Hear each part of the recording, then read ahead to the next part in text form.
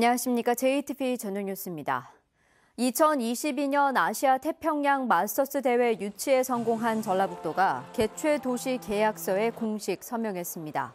개최도시 계약서에는 대회 승인기관인 국제마스터스게임협회가 대회 개최지인 전라북도에 2022년 대회 준비를 위임하고 전라북도가 대회를 성공적으로 개최하기 위해 책임과 의무를 다한다는 내용이 담겼습니다.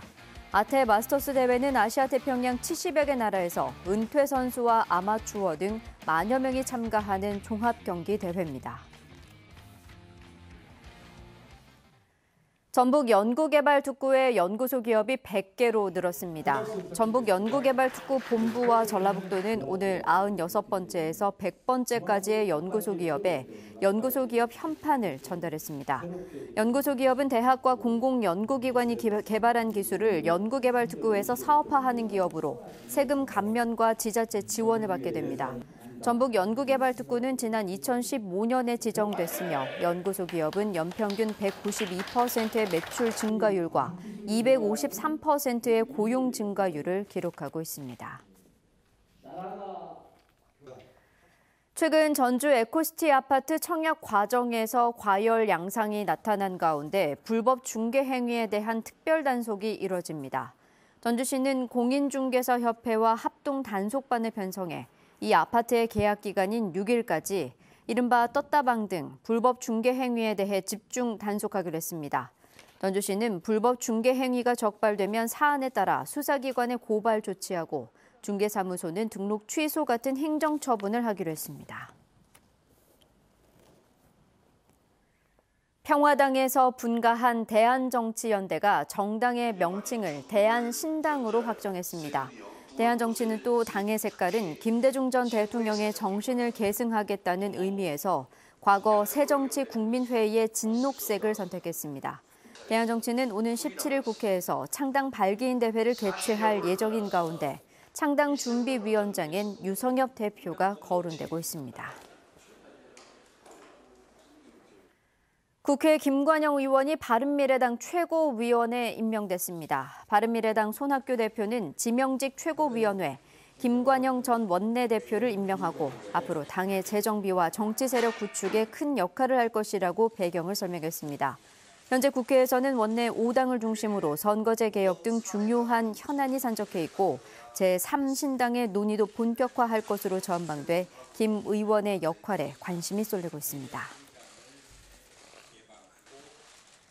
익산시 주현동과 인화동 일대의 익산 솜리근대역사문화공간이 등록 문화재로 지정됐습니다. 익산 솜리근대역사문화공간은 1899년 군산항이 개항하고 1914년 동이리역이 세워지면서 번성한 곳으로 옛 대교농장 사택과 신신백화점 건물 등 10여 개의 근대문화시설이 남아 있습니다. 문화재청은 솜리근대역사문화공간이 과거 이리 지역의 역사문화와 생활사를 엿볼 수 있어 보존과 활용 가치가 높다고 평가했습니다.